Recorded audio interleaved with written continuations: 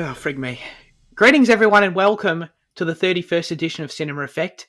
I'm Zach, and I'm joined by Disney's number one hater, Jaden. How's it going? Good, I'm good. And Paul Thomas Anderson's number one fanboy, a.k.a. Fitzy, a.k.a. Mr. Liam. Hey. I don't know, I've got a strange sense of deja vu. Are you guys feeling this? Or? Yeah, glitch in the Matrix. That's right. Oh, well, I don't know what that's about, but anyway. For the uninitiated, this is Cinema Effect, the podcast where we review and talk about a different movie every single Monday. You can find us on YouTube, Spotify, Apple Podcasts, and Amazon Music. Subscribe and all those things. Follow the Instagram page, like the YouTube video, tell your friends about the show, spread the gospel of the Cinema Effect lore, our Bible, if you will. Please do that. Remember to submit your questions, thoughts, reviews for next week's film in the YouTube comments section. But as always, we have our specific question of the week. And this is a different one this week, all right? So I'm going to try and find a way to word it more succinctly in the pinned comment, okay? But bear with me, all right? So this was Jane's idea. It's a great question. The age-old question of, should adaptations of novels remain as faithful as they can to their source, or do you dislike creative liberty being used to change the story up, create something new? You know, does it bother you when a film comes out of a book you like and shit's changed in it? Let us know in the comments down below about your opinions on that one. This week, we're reviewing, what the hell is it called? The Revenant. That's it. Which in itself is an adaptation. It is, that's right. Do you know what was the book called The Revenant 2? I'm pretty sure it was. Okay, yeah. But then the book is also based on true events, right?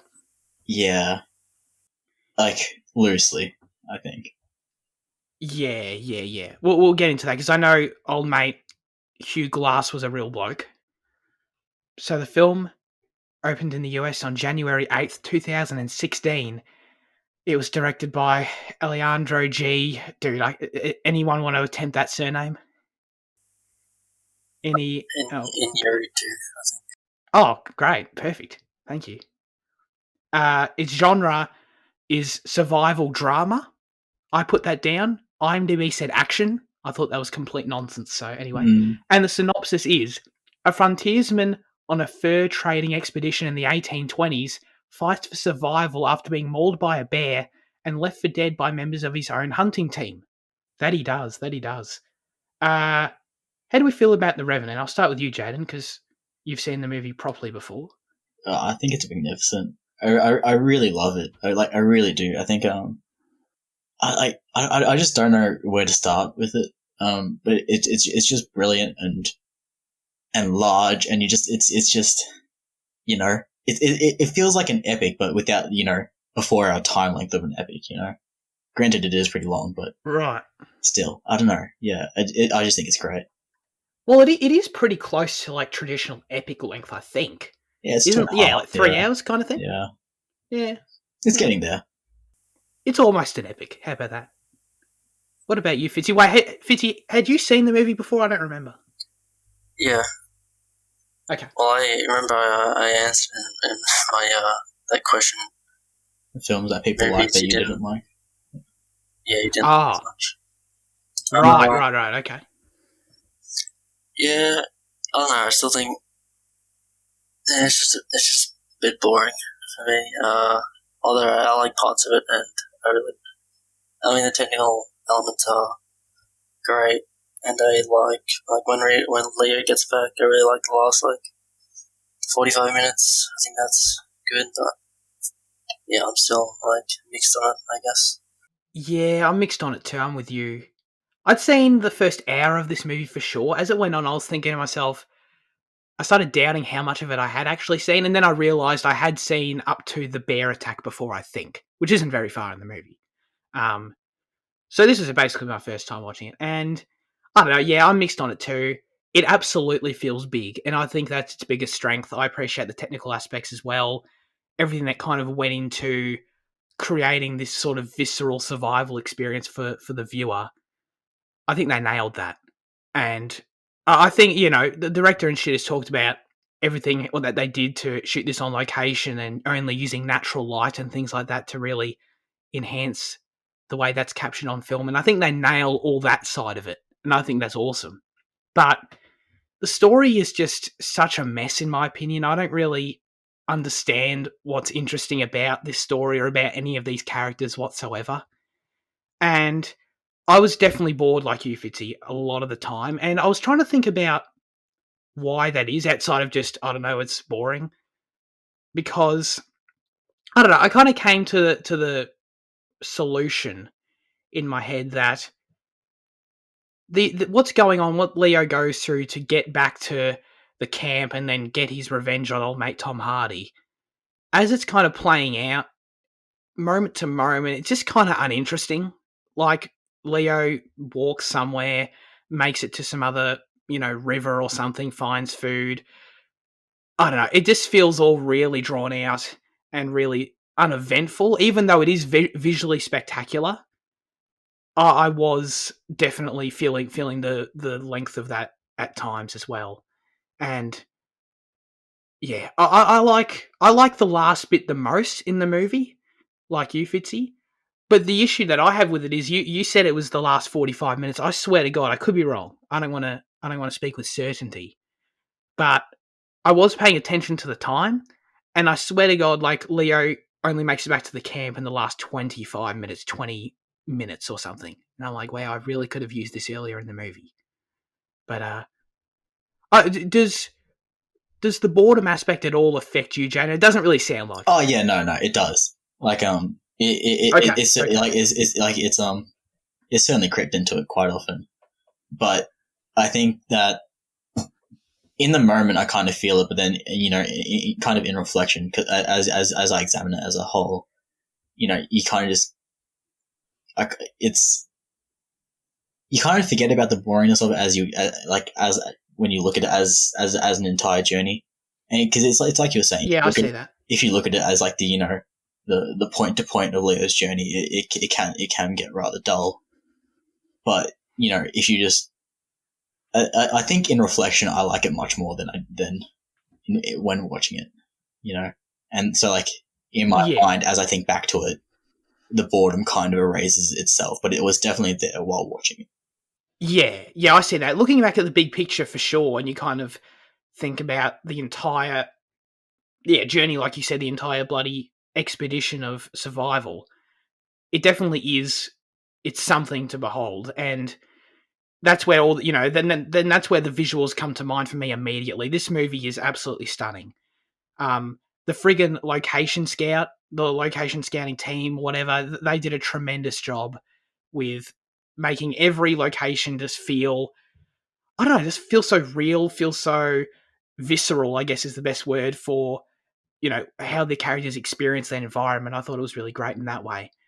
But on a moment to moment level, I don't know, I feel like if someone was really immersed in every single moment, if this makes sense, like, I think, so I guess we all agree that, yeah, in the moment to moment thing, we're just kind of like, whatever. I feel like there is definitely an audience for this movie of, you're in on every single moment. You're kind of really engrossed in Leo trying to survive this. I reckon this movie would be up that person's alley so much, but yeah, I wasn't really that. It's for people that like Bear Grylls. That's right. Yeah, Bear Grylls, dude, he'd love this movie. Yeah. But let's get the visual stuff out of the way, I suppose. Speaking of Bear Grylls, dude, that CG bear, that was one hell of a CG bear. I loved it. I mean, yeah, if you're like you can really feel the weight of the bear when it comes near the camera, like the way that as it breathes, it kicks up dirt onto the lens, and you can really it feels very intimate, with the bear, Oh, definitely, and that's a credit to the direction, I think, of that sequence. The sequence goes for a long time too, which is even more impressive. And Leo's performance as well. He's basically, acting that entire thing by himself. I thought it was really great.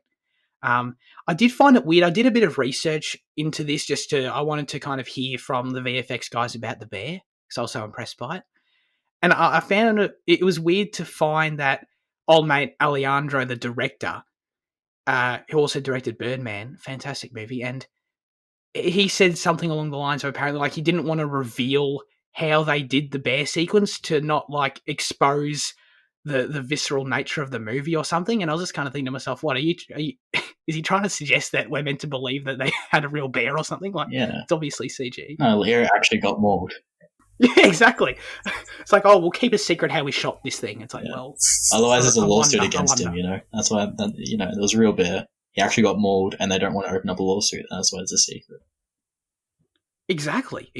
Yeah, but in that research, I found someone, dude, I don't know, some freaking higher up at ILM, I guess, but he was talking about how their aim from a visual effects point of view with the movie was to create a VFX experience that didn't at all feel like a VFX experience. And I think with that in mind, they nailed that. They nailed that bear sequence. I would presume that there has to be other CG in the movie. I assume that all the bisons and wolves and shit, they're all CG probably too, right? Yeah, probably, yeah. Yeah, oh, I'm doubting myself. I think so. I think the way they were kind of interacting with each other seemed pretty wild. Yeah, I don't think he, like the when the wolves take down the bison, that's some David Attenborough shit, so unless they're waiting there for like 3 months, I don't think they would have got that. that was David Attenborough shit. So yeah, anyway, great bear. And, but outside of that, the opening shots, we get these Leo, I don't know, what would you call it? They're not even really dream sequences, I don't know, like flashback, flashes of moments in his past life, I guess. Injury-induced delirium. Hugh Glass character. Oh, dude, nailed it. That's perfect. We get a lot of that. That's all, really well shot, really interesting. And the entire opening sequence, am I right to say, is this kind of a semi-famous, well-regarded opening sequence? Because it deserves to be. It was terrific, that ambush. Opening with the kind of the tracking shot of Leo and his son and heading into that US camp and that attack and the violence of it all and the way it was choreographed and so many long takes throughout that entire thing as the small group left escapes. I was gripped by all that stuff immediately. It was a great way to open the movie. The shot that always sticks in my mind when I think about the film is like when after they escape, as the camera's coming back to the site of the clash, as it pans up to the birds and it comes back down and it's the aftermath of like a few hours. That's right. Later. It's just so spectacular. And I mean, like they do a similar thing with Birdman. That's how they bridge the shots there. But like the way they did it here, it's just gorgeous. Oh, definitely. I love a good using CG to hide cuts like that. Yeah, it's awesome.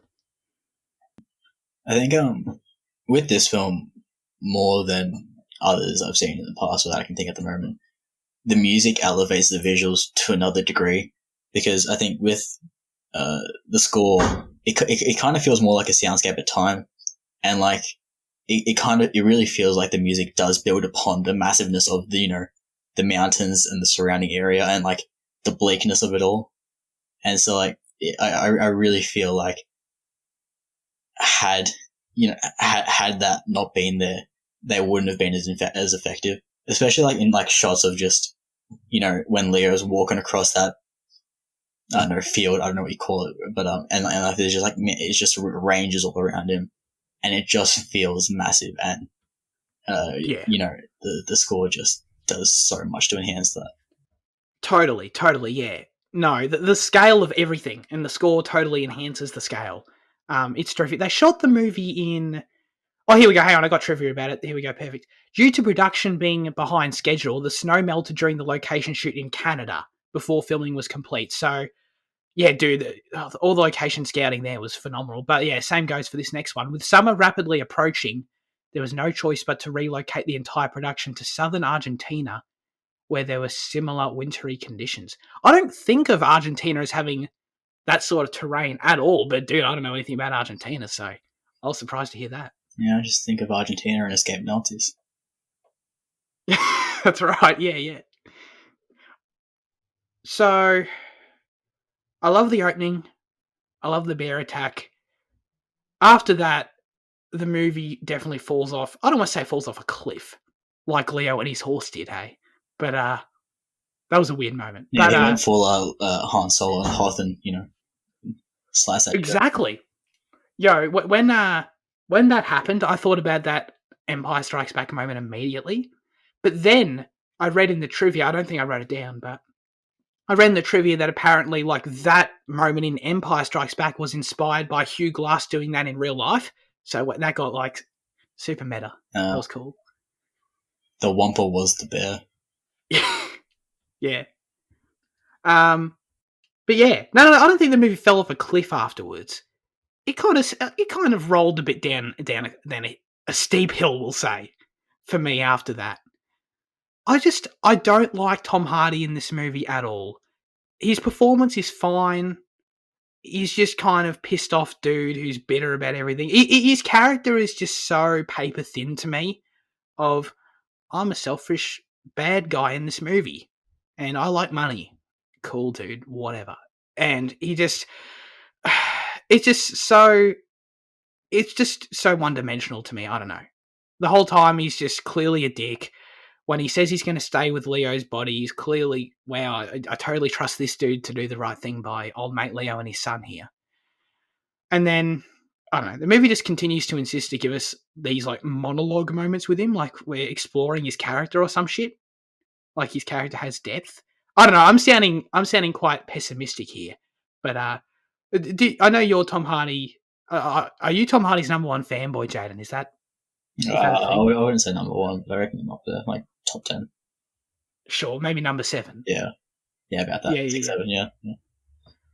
Because, I don't want to shit on his performance. I don't want to make it sound like... I just think the performance was totally fine. I didn't have an issue with it. But I did have an issue with this character, whatever the hell his name was. Fitzgerald, that's right. I don't know. How did you guys feel about Fitzgerald? Because I feel like he is such a key component to the movie that falls flat for me. Yeah, I think there's issues with the character more than what it is with... I mean, I think Tom Hardy played it brilliantly, and I think... But and like I understand some of the issues with the character, but I don't feel entirely the same way, because I think that his selfishness isn't necessarily selfish. It's pragmatic, it's reasonable. I mean, in 1820, if someone's gonna fucking get mauled by a bear, you shouldn't be surviving that shit. I mean, he was being very sensible in saying, leave him, let's just fuck off. And I mean, like that, and for that reason, I can't really perceive him as entirely selfish.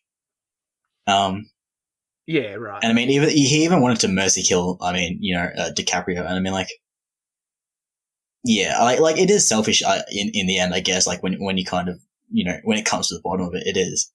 But I think that it was driven by very valid motives. And I mean, he could have, yeah, I mean, I guess it's the killing of Hawk as well. It kind of, because I don't think he was meant to be a villain, but the killing of Hawk kind of made him a villain more than just what, other than just an adversary or something for the protagonist to overcome or some shit. He never. To me, he doesn't feel like he should be a villain, but because he killed Hawk, he became one. Yeah, definitely, and I think just generally, like I would 100% agree with you from like a grounded perspective. Dude, I'm with this guy 100%. I'm not friggin' sticking by old mate Hugh Glass. I'm out of there.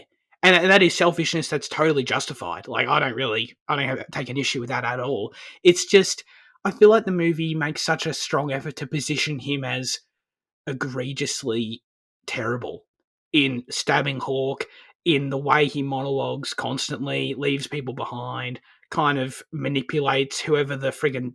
Who's the Toy Story guy? What's his name? The friggin' other dude? Oh, God. The guy from The Melons. Yeah. Is that what is he in that? Yeah, he's also in Midsummer and he's in Bandersnatch as well, isn't he? Yeah. Oh, that's right, he is. Yeah. Yeah, he's great.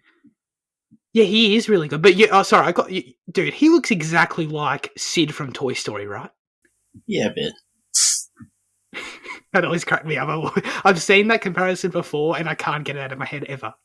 But Tom Hardy manipulating him and stuff, and then he cops flack for it, obviously. But I don't think it's entirely executed. It's manipulating him. But once again, it's to save him. I mean, because we actually do see the Pawnees come through that camp a few days later. So had they not left, they would have been fucked anyway. So I mean, he was right. Yeah, and that's fair. No, you're making good points here. I don't know. I just still feel like everything he does, like when he arrives back at camp and he steals old mate Domhnall Gleeson's money and shit. I know, I do feel like the movie's just trying to get me to strongly dislike him in every way, shape, and form. Even if, his choices are somewhat reasonable, or actually very reasonable, where it's just kind of, I don't know, I do take issue with the lack of depth in that, I guess. Because, especially when I take issue with this entire movie being presented as a revenge quest, to be totally honest, because I never at one point felt that this was a revenge quest until the last 20 minutes, when Leo arrives back at the camp and he talks, and him and Domhnall convene about what's going on, and then they go out to get Tom Hardy. I'm like, okay, well, this is where the revenge is in play here. But before that, I feel like Leo's just stumbling around the woods trying to survive. And that's totally fine, but that's not really a revenge quest. I never really got the sense in that moment. Obviously, he hated Tom Hardy for killing his son, but I never got the sense in that moment he's on some sort of epic journey to kill Tom Hardy. I disagree with that. Do you think so? Do you think that's what he's trying to do the whole time? Yeah, I mean, I feel like that's the only reason that he moved from, his, what was meant to be his deathbed. I mean, it was to crawl over to his son, and then, after spending his moment there. I actually hadn't thought about that, though, properly, because that is true. He does obviously have this moment with his son. In the moment, I just took it as, okay, naturally he's pissed. His son's dead. Cool. And then, I think there is something to read into there, though. I think you're right, where it's like, okay, that is what's driving him to continue pushing forward. I don't know. The movie didn't really present that to me that strongly or convey that to me strongly. I think with his deliriums, I think it kind of enhances that as he thinks back to the way that, his wife and the other people were massacred, and then, like when he's at the destroyed church and he hugs his son, but then it's just a tree and stuff.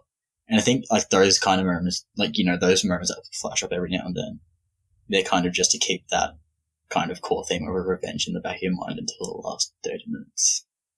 I think that's true. But I do have a question about that, actually, and I'm concerned that I have some sort of fundamental misunderstanding of the story, because we learn like halfway through the movie, through one of these delirious sequences that you're talking about, that Tom Hardy seems to have been involved in some way of killing Leo's wife, the original raiding of their village. But did Leo know that before he was hanging out with old mate Tom? No, he wasn't involved, but I think Leo's imagining that him in that role now,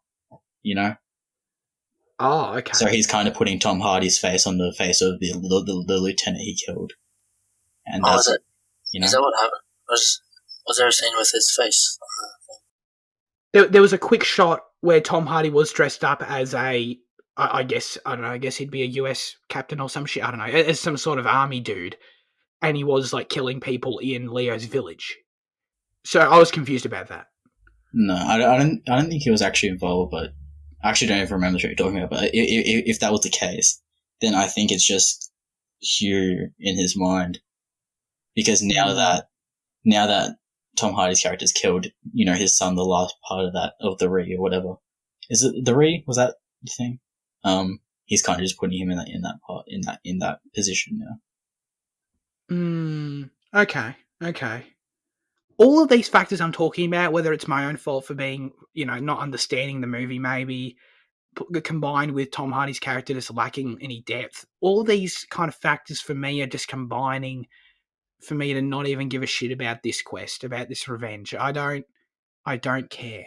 I don't really care about Leo at all in the movie. It sucks what he goes through. It's pretty, stiff shit, obviously, but yeah. None of it really works for me to have strong enough empathy for him and genuine enough dislike for Tom Hardy for me to really be rooted in that quest. So then when we get to the end of that final confrontation, I'm just kind of there left like shrugging. Yeah, I guess I kind of feel that way on what you said about like Leo's progression not being satisfying. Yeah. Jaden Gene said a couple weeks ago, like, it's, I can't remember exactly what he said, I don't want to put words in his mouth, but, like, it's a revenge story, kind of like John Wick or whatever, but, like, I feel like other revenge stories have this kind of, even if they're in a more traditional Hollywood structure, they kind of, it's always kind of small victories, and that lead up to the big thing, and it just kind of feels like a lot of the same Leo surviving, for a couple of hours, and then the big fight instead of kind of, I mean, I guess it's intentional, but Right. it's not satisfying for me because it's not like, it's not like kind of, there's no fights that kind of lead up to the big fight, or there's no, I mean, as you said, it's just kind of the moment to moment is not very interesting. Yeah. I guess. Yeah. It just feels a bit, those moments feel a bit disjointed to me. I think you're onto something when you say that, this doesn't in that way follow that traditional revenge story structure, where I guess the equivalent of the small victories you're talking about throughout the film, throughout the narrative, would be these moments of survival that he's having, would be finding food, would be stumbling upon the different camps and different people along the way. But I guess that's that equivalent, but the difference for me is that none of those things have to do with Tom Hardy. None of those things have to do with the revenge quest other than just getting to the end point physically, which is fine. But that's why I kind of just see this more as just a general story of a man surviving to get to the camp and then in the last 20 minutes can get his revenge, as opposed to the overarching story feeling like cohesive in that way. Yeah, but I mean, like, it's not your traditional revenge story, though, because, I mean, like, typically, I assume what we're thinking about, what we have in our mind is modern day ones, or, at least ones from 90s, 80s, something like that, where, there's technology and it's much more accessible to get around and shit. Whereas, I mean, these two people, they're split by, hundreds of kilometers of harsh terrain, and, there's obviously doubt in Leo's mind that he will actually get there. I mean, it's only a determination to do it that keeps him going, but he doesn't know for sure he'll get back. So I mean, like, I don't think that the small victories really need to do with Tom Hardy, because he is so isolated, he is so far away, No, that's a great point. And I guess I don't know if I would have wanted that either. I think, and I don't want to speak too freely just in case, like, there's a very good chance if they had done what I'm saying that it could have been worse. I've got no idea. But I think on paper that potentially what could have helped me was keep the moments themselves the same. He doesn't have to be like stumbling through the woods looking for Tom Hardy's tracks necessarily. Nothing, that explicit. But make it, I don't know, clearer to me that the entire time he is kind of being driven by this hatred for Tom Hardy specifically. And maybe, like I said, maybe that ends up being a bit too on the nose. But I feel like on paper it would have helped the movie. And at the same time, kind of do something different with Tom Hardy that isn't just, I'm going to steal your money, kill you, and run. Maybe do something more interesting with him. Especially when he is given screen time with those monologues that I feel like go nowhere. I feel like that was an opportunity for a bit of depth that kind of would have spurred me on a bit. But it kind of, it kind of didn't work for me in that way. I wish it did. There was never the intention for him to steal the money until he found out that Glass was alive, Because, like, earlier when he was talking to Sid, I forget his name, he does talk about going down to Texas and getting a farm or whatever. And even at the end, when he claims his $300, that's what he still talks about. And it's only once they find that canteen, that water bottle, whatever, that he realizes that he's going to be fucked if he stays there. So that's why it's kind of just a last minute irrational dash and grab and dash, You're probably right. Well, from the story perspective, you definitely are right. The thing that throws me off about that, though, is that as soon as he arrives back and he's in little Domhnall Gleeson's cabin, and, there is that shot where he deliberately takes a note of where the money is. Now, I understand, obviously, within the film itself, that's just meant to, put that in the back of the audience's mind for later. So I think you're totally right. But nonetheless, the fact that they do that shot, the fact that they choose to shoot the scene that way already puts in my brain immediately, okay, he's going to steal the money. And then that kind of is counterintuitive to the story then. And that's a small thing, but... Yeah. That didn't, no, that didn't occur to me. Because... Oh, okay. Yeah, I forgot that he stole the money. I just thought he ran, and then, yeah, until rewatching, obviously, I saw, but, yeah. Right, okay, yeah.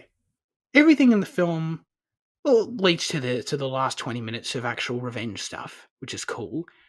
Old Domhnall Gleeson gets shot, which was sad. Dude, Domhnall Gleeson's great. I love seeing him in everything I've seen him in so far. But I really appreciated that Leo, the little strategic play he switched. He acted as the dead body. That was cool. And then from there, it kind of incited into, or rather progressed into, I don't know, you're pretty straightforward, generic, what would you call it? I don't know, like tussle on the ground, rolling over each other, putting the knife to each other's chest. Sometimes it felt like a video game to me, like the way Tom Hardy drops his gun, then Leo, when he rolls down the hill, his gun drops. So now they're in like the fight sequence mode. Right. And the way the camera moves is kind of a video game sometimes. Yeah, I see that. I think the score does a lot for that whole scene. I noticed it particularly there. I thought it was really strong. It seemed to be using, I know shit all about music creation, but it seemed to be using some sort of tribal instruments. At least that's kind of what I heard. And I thought that was cool. That was a unique flair to the scene that added tension. The problem was, what was actually occurring on screen, I think you're totally right. It was very 101. It's like, if you approach me and ask, old mate Zach, can you please write us a final confrontation between two individuals, in a dramatic fashion, I'd be like, okay, they tackle each other, they try and, stab each other in the chest and like force the knife onto the other's chest. And it's just, I don't know, it seemed very straightforward. Like I've seen this tens of times in my life. Yeah, but I mean, like, it's real life. I mean, real life isn't overly I mean, like, quote unquote real life, but, true shit isn't overly complicated. That's complication and depth comes in stories, whereas, living it is just, the truth, and it's simple, and like, I guess, a confrontation of just, two dudes going at it with a knife, that's simple, and that's what it's meant to be. I feel like this is complicated. Like, I feel like it was real life. One person would just stab the other. No, yeah, I mean, obviously they got to add a bit of drama for the film, but like, because I mean, like, you're talking about it just being a play by the numbers final confrontation, but like, what could they have done to keep it within the same grounded shit without, No, I actually like the final. I actually like the okay, right. Finny, it sounds like you didn't know. Right. Yeah, no, I just thought it was generic. I just thought it was kind of dull. So I guess I didn't like it. Well, what did you like about it, Fitzy? Oh, I thought it was like satisfying enough. Okay.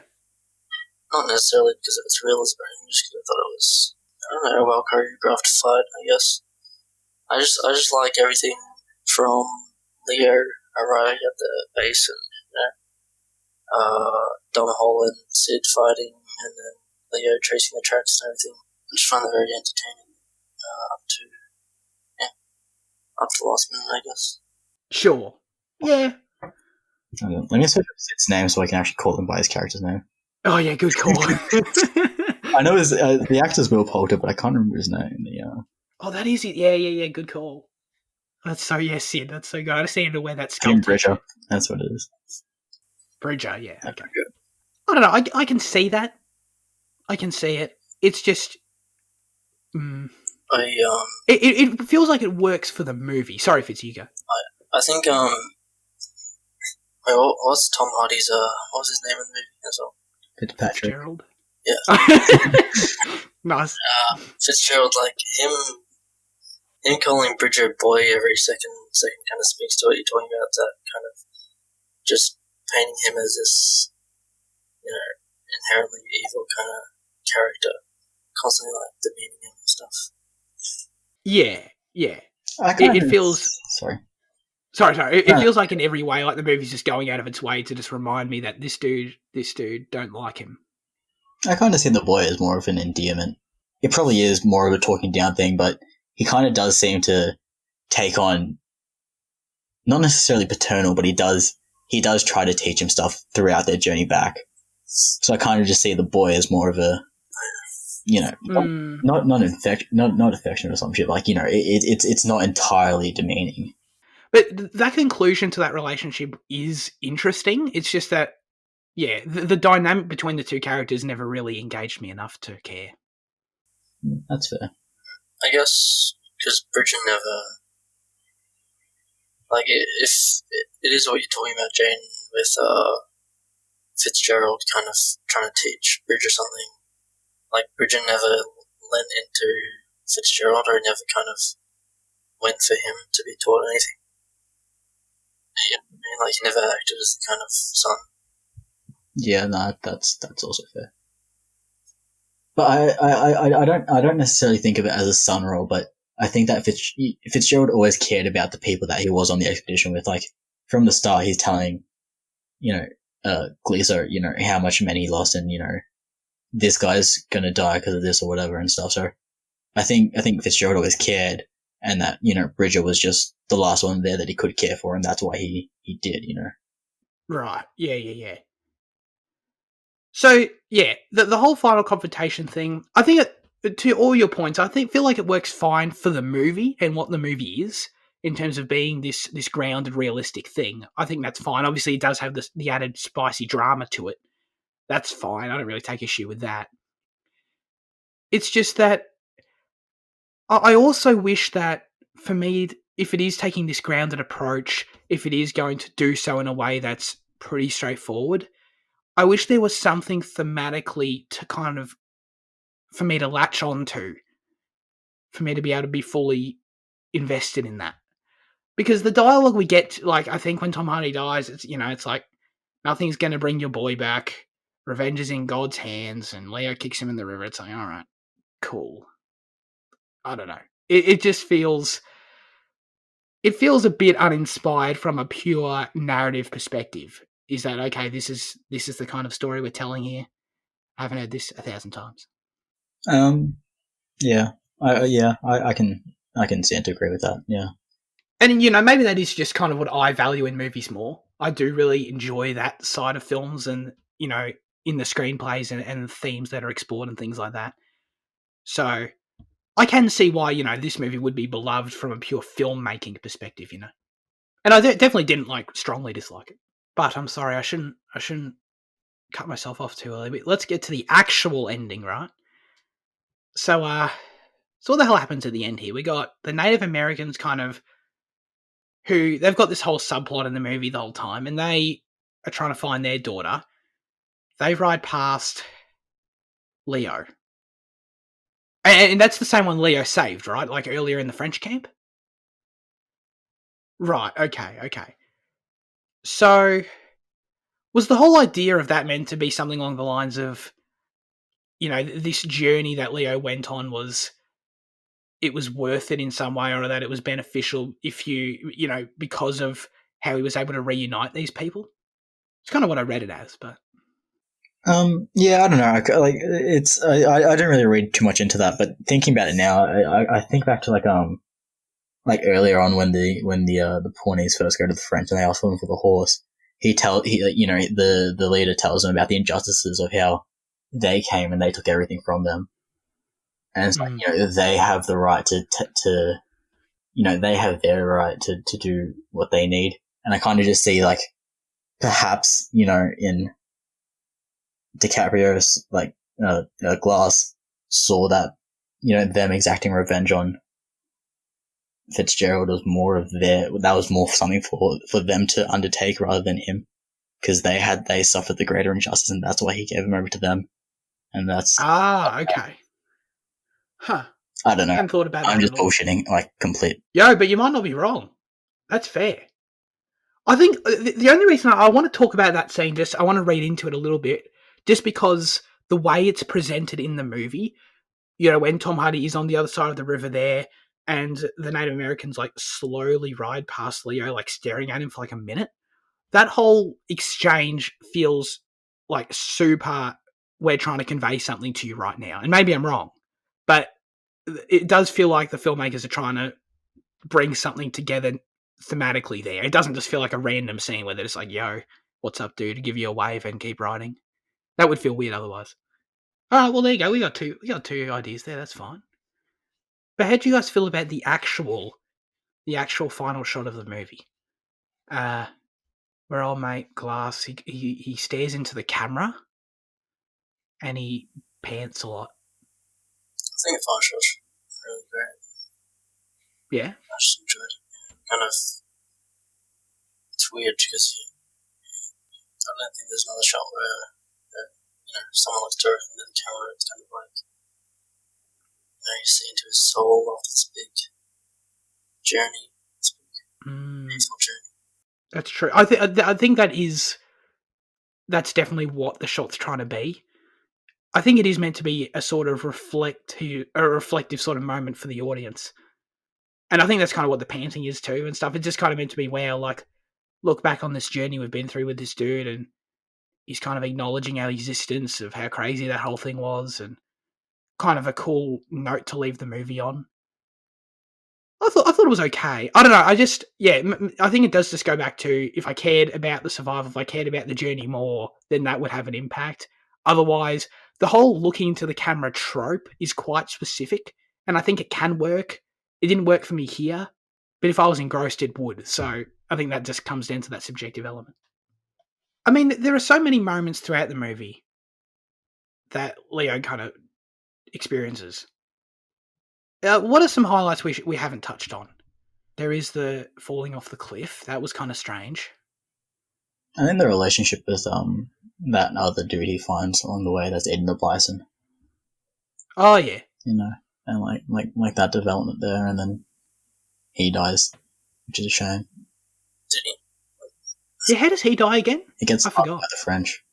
Oh, that's right. Hanged. Oh, sorry. Yeah. Okay. Yeah, that's true.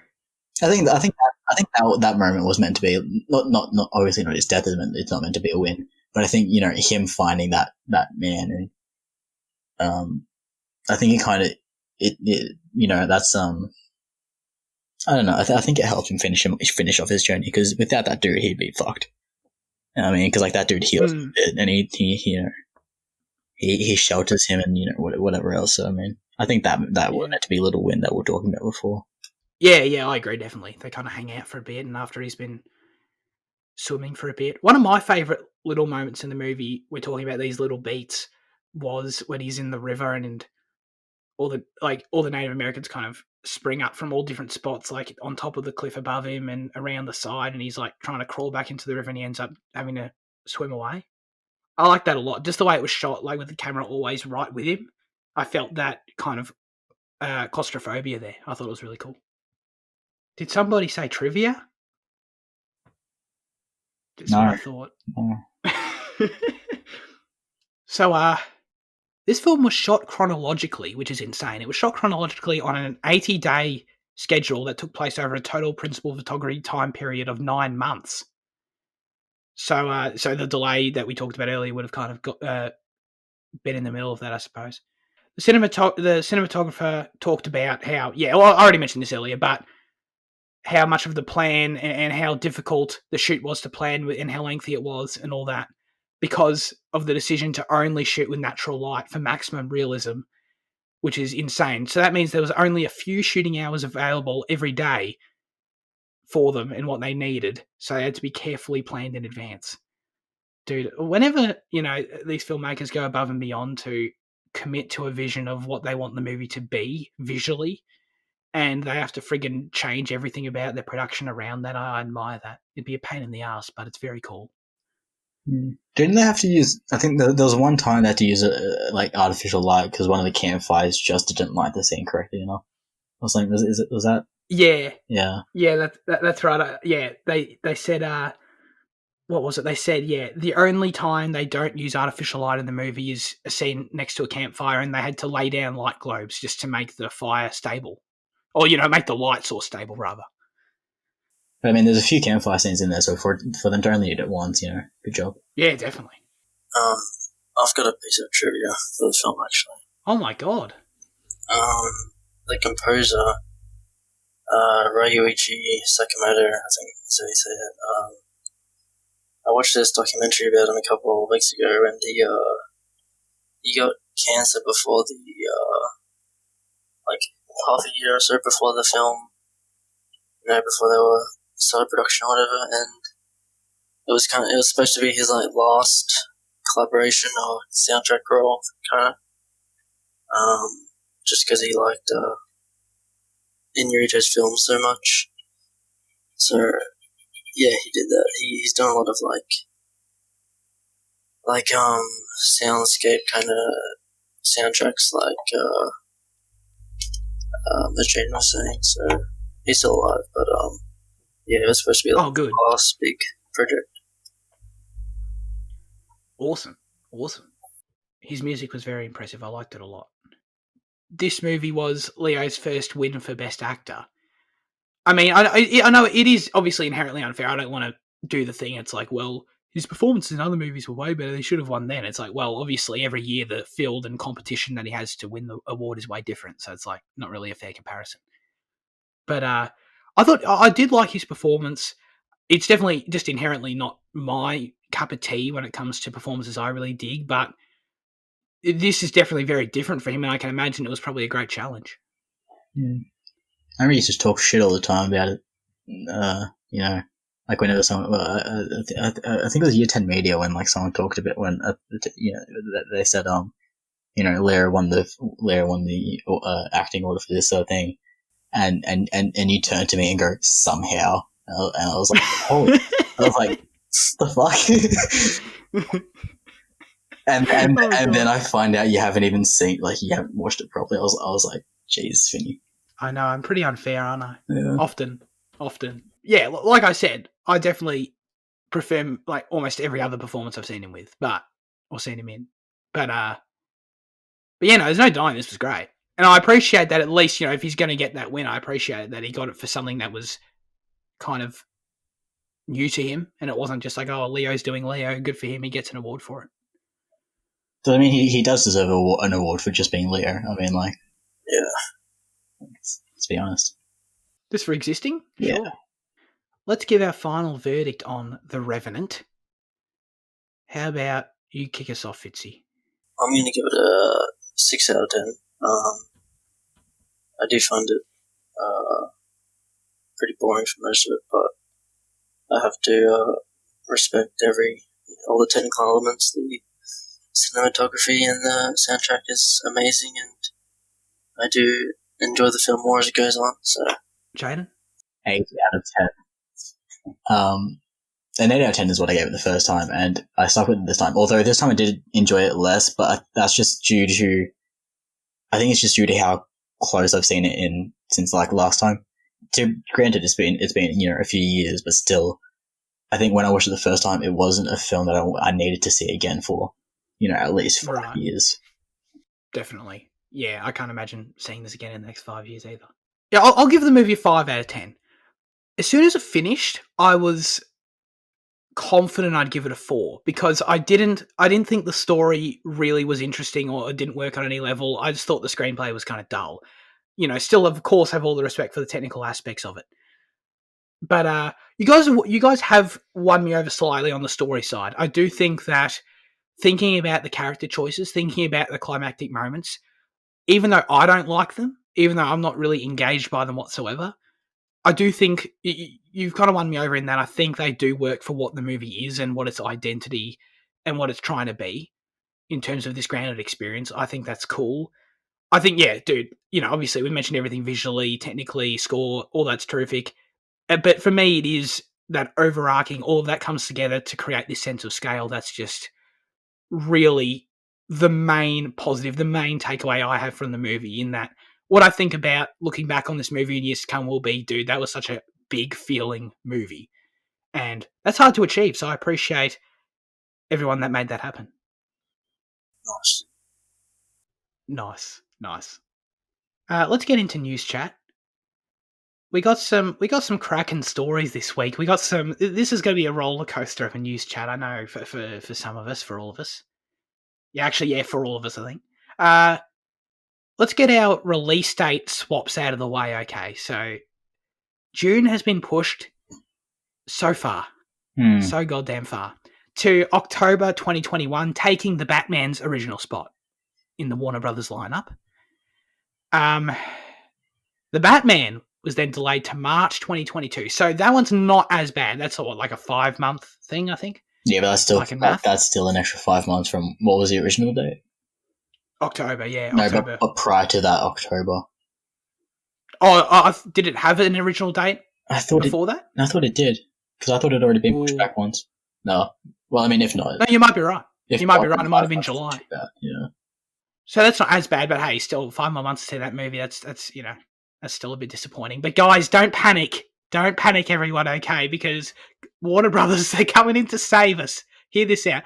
The Matrix 4 has been moved forward to December 2021. How exciting is that? We're going to get to see The Matrix before the Batman. Oh, I'm so excited. We're going to do our review. It's going to be great. Yeah. I'm actually on the same level of excitement, pretty much. Matrix 4, that's huge. I mean, I'm excited for it too, don't get me wrong. I'm surprised you're as excited for it. So yeah, this is pretty disappointing, I'm sure, for you, Fitzy, especially for June. That's a long push. But it makes sense, they still need to get Wonder Woman out this year. That's been completely thwarted so many times, and I'm sure they didn't want both of those at the end of this year in December. Yeah, it's to be expected, I guess. Yeah, this deep sigh. This is what we're dealing with at the moment, but first world problems, whatever. I won't cry that much. We had this Mank teaser. So this is a film, we talked about it months ago. I forgot that we had done that, but it's about the making of Citizen Kane. Is it a Netflix film? Am I wrong about that? Yeah, Netflix. Sweet. And it's got Gary Oldman, I think? Yeah. Oh, great. I nailed it. How was this teaser? Which one of you guys watched it? I think we both did, didn't we? Awesome. Yeah, it sounds good. David Fincher is very consistent director, great director. So anything that he makes, I watch. For sure. What's the date on this one? Do we know? Soon-ish, I'm pretty sure. Like December-ish, I think. Very good. Dude, Netflix have been coming out with some quality releases, and whenever I first hear about them, I feel like they're always releasing really soon, so that's cool. Has David Fincher worked with Gary Oldman? Oh, okay. That's not far at all. Has Gary Oldman worked with David Fincher before? I don't think so. Was he in The Girl with the Dragon Tattoo? I don't think he was. No, it doesn't seem he has. Oh, well, never mind. Last but not least, we had this new Free Guy trailer, I guess to coincide with its new release date of December, because this movie was meant to be out months ago at this point. I didn't see this new trailer. I watched the first trailer back in the day. But did you both watch this new one or just Jaden? Okay. Yeah, it was alright. I mean, you know what's going to happen, like, right now. Like, it seems pretty predictable, I guess. I mean, like, it's a safe movie, and I guess that's what they're going for, really. They're just going for entertainment and nothing overly crazy. Kind of like Ready Player One, a bit with, like, in terms of, like, the shutdown of the game and stuff and stuff. I don't know. It kind of gave me that vibe, but with a bit different. Yeah. Right. Yeah, I haven't really got much to say about it. Yeah. The first trailer didn't really excite me. I mean, like, the premise is interesting, I guess. It's kind of different, maybe for a mainstream Hollywood film to do something like that. So that's cool. It does seem kind of, I feel like I'd get pretty bored of it pretty quick. You know what? I don't understand that. What? Why some people don't like Ryan Reynolds' Deadpool and X-Men Origins Wolverine. Oh, Jesus Christ. Oh. I actually really like his Deadpool in that movie. Do you love the part when his head's chopped off and the laser eyeball beams are still coming out and it knocks down the whole tower for no reason? One of the best parts of the movie, yes. Oh, it was amazing. It was good. All right, now it's time for the much anticipated return of our highlights of the week. Jaden, what have you been watching this week? What's your highlight? Yeah, okay. It's not my highlight, but it's something I had a lot of thoughts about. I watched Paprika, which is this 2006 animated film. It's Japanese, and it's notoriously Inception is notoriously compared to it, and quite often people will say that Nolan has stolen from it or that Inception is a ripoff.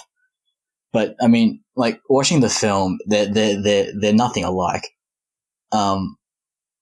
Other than the fact that they have shit to do with people going into other people's dreams.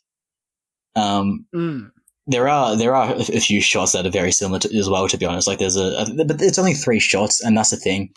I mean, it's 3 shots, and people are calling, Nolan a hack that rips off other films. But if someone else was to do it, they'd say, "Oh, it's a wonderful homage and a tribute." Like, fuck off, honestly. It's just now that Nolan's going mainstream that everyone's just fucking hating on him for some reason. But yeah, and like the idea that Paprika that Nolan just ripped Paprika is also not true, because Nolan was working on the script for Inception for like some 8 years or some shit as like a passion project. So I mean, even that.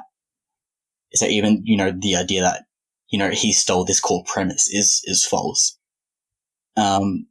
Watching it, it's hard not to point out similarities, but it's also easy to see how different it truly is. And because Paprika is an anime and is very well aware that it is an anime, it takes a lot of liberties and can do what you only can in that medium. And that's, once again, that's something that just sets it apart. And I mean, like, I just don't understand I do understand the comparison because it is easy to compare them, but it's definitely not, like, Inception definitely does not rip it off. But getting that out of the way, Paprika was pretty good. Banging score, really nice animation, and a good story. Very cool, very cool. I've never heard of this. Wait, what year did this come out? 2006. Oh, I see. Okay. Excellent. I just had the thought, your initial comment when I transitioned to you, Jaden, that this is called Highlights of the Week. I never intended for it to be highlights in terms of the most positive thing you watched, just in terms of like the main thing you want to talk about that you watched. Should it be renamed then? Because I can totally see where that confusion is. No, we'll keep it as Highlight of the Week. It's fine. All right.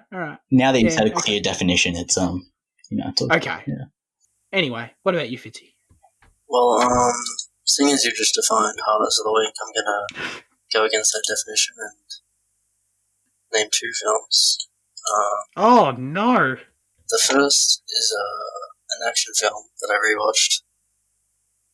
You might have heard of it, might not have. It's called Die Hard, with Bruce Willis and Alan Rickman.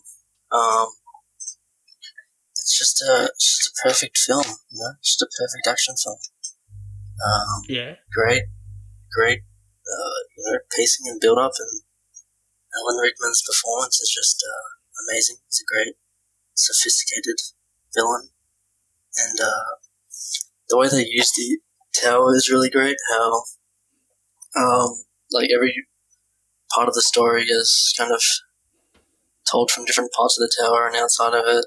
And one thing I really love about it is the use of music in the film.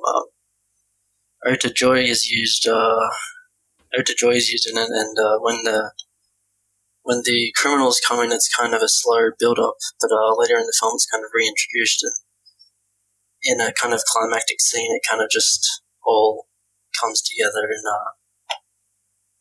great musical fashion. And there's so many just great things about the film. So yeah. The fact that I haven't seen this movie is a crime. It's one of the few remaining, I feel like, classic films that I just haven't seen yet. Oh yeah. Surely you've seen it, like scenes of it, though, like on TV or whatever. I've seen scenes of the sequels, I think. I'm pretty sure I've never seen scenes from this first one. Oh yeah. I'm pretty sure it's widely regarded as like the sequels are just, they don't exist. I mean, it's Die Hard, and there's no. I think you're right. Yeah, I've heard that too. Yeah, I mean the last one's just ass. The one with his son is just terrible. Interview with the Vampire is my other highlight. It's basically Brad Pitt and Tom Cruise and just as vampires. It's just very interesting. It's kind of campy and very, in that kind of not cliche, but gothic kind of vampire-ish ways, but it's very stylish and fun. And Tom Cruise is he's kind of the villain in the film. He's kind of like the cheeky villain who seduces Brad Pitt into vampirism, and he always wants him by his side. But Brad Pitt doesn't want to eat people; he wants to eat rats. It's like a moral conflict, and him and Tom Cruise and what's her name? What was MJ from Spider-Man as a young girl?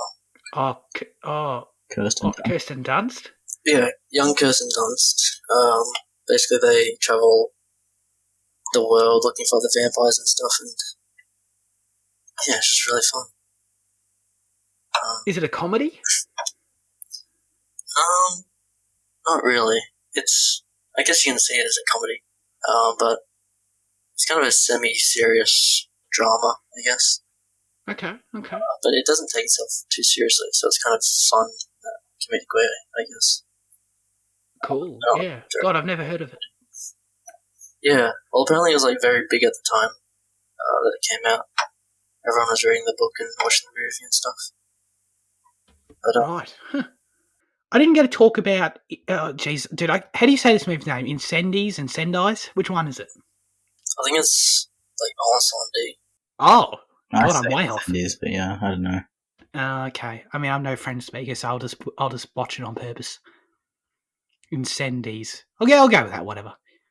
I want to chat to you guys about this movie because I know I kind of watched it on the recommendation of how high your scores were for it. And I just don't think I really understand why this movie's so amazing. I thought it was good.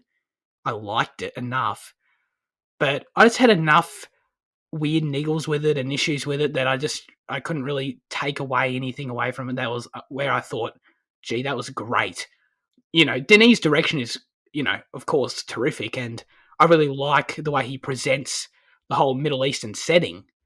But the story was kind of whatever. I don't know.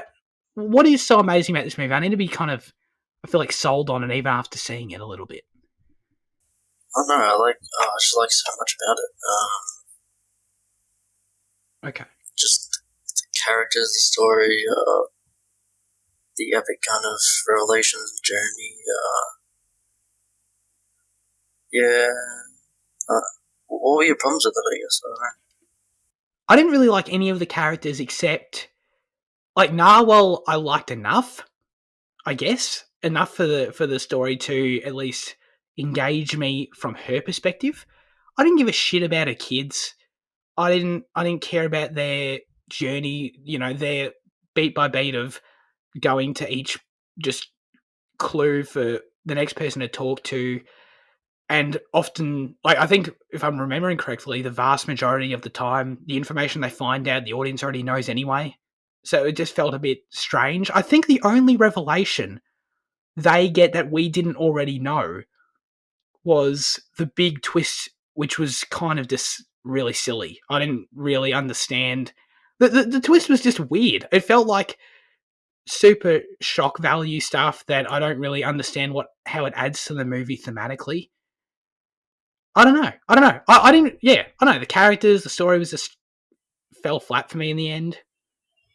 I think that's just the key difference because I nothing falls flat for me. I think everything's brilliant. I think the story's fantastic. I think that final twist is fantastic. I love the characters. I love everything about that film, and I just think that might be a fundamental difference between us in watching it, I guess. Sure. But anyway, no. I liked it a lot. I think maybe I did suffer from having it hot. Not hot. You guys didn't. Don't get me wrong. You guys didn't shout at me, yo, this movie's the best thing ever. That didn't happen. But just from seeing the scores, I kind of built a reputation in my head about it. That's probably, the victim of that sort of thing. I think I might have raved about it back a few years ago. I didn't realize that was this movie. Okay, right. Yeah, no, that makes sense. Yeah. That makes sense. No, I just love the way that Denis uses, the two Radiohead songs, like, using You and Whose Army at the start as they shave the kid's head, as it just like slowly, it zooms in or zooms out, I can't recall. Zooms in. Yeah, as it slowly zooms in on his face, it's just brilliant and daunting. And then, like spinning plates fits the film so well later on when he uses it too. It's just, I just thought that was great. That was really cool. Yeah, the opening stuff was really striking, I thought. As always, now we will hand the show over to you. So it's not on us anymore. Haha. With our question of the show. Last week we asked you, what's your favourite... God, I don't want to get the wrong way around either. Oh no, I'm confused because I'm seeing Lachlan's answer right in front of me. That's right. Movie or television adaptation of a game. So I probably shouldn't read Lockie's first then because, Henry got it right, so I'll read his first. Here we go. Henry said, I think Castlevania is probably my favourite video game to TV adaptation as someone who hasn't played a Castlevania game in my life. The animation is fantastic, characters are great, and it's all around a really fun time.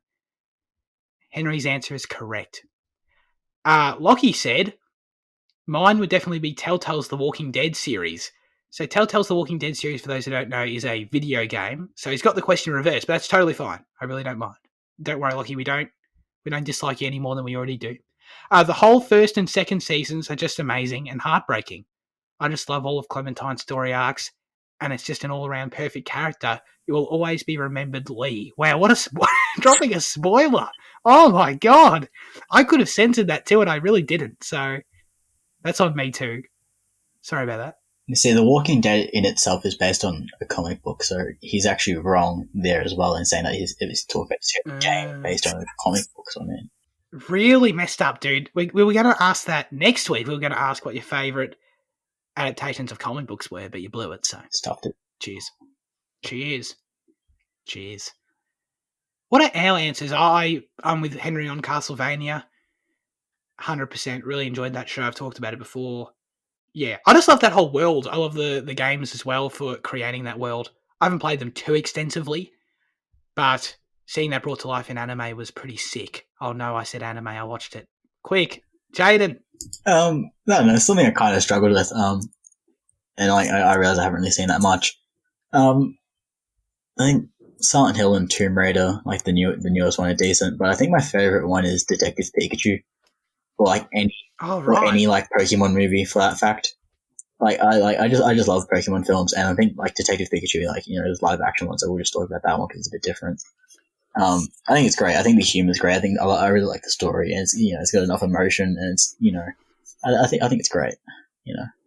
Great. I've got that on my Netflix list. Haven't watched it though. Yeah, I've seen it twice, and I loved it both times. It's really good. Yeah.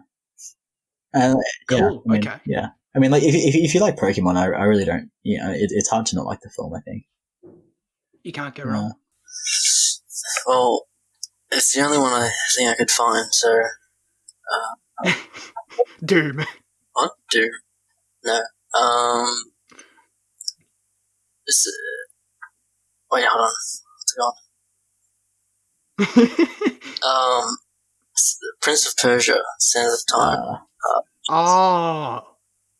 That movie's arse. Yeah, I've heard that's bad. Does it just win by default for you? No, it's a great Jake Gyllenhaal movie. I actually really liked it when it came out in the theaters. So. Have you seen it, Jake? Yeah. It's an X-Men origin situation. No. Oh no. I watched it at a birthday party. We went to the movies. Yeah, that doesn't make it good, though. No, it was very fun. It was very good. It was very fun. It's probably still good. So, yeah. I mean, sure. Jake Gyllenhaal. Is it time travel? Do you think video game adaptations should kind of keep like a video gamey feel? Like I know in the recent Tomb Raider, like there's a section where like the boat kind of like gets fucked up and she has to like climb it, and it feels a very video game type thing. Do you think that films should keep like that kind of element in? To like acknowledge where they're coming from, or do you think they should just remove it and just embrace the new medium entirely? That's interesting. I don't know. I feel like it should depend on what the film is and what it's going for. Is that so? That Tomb Raider movie is decent. Yeah, I quite enjoyed it. Yeah.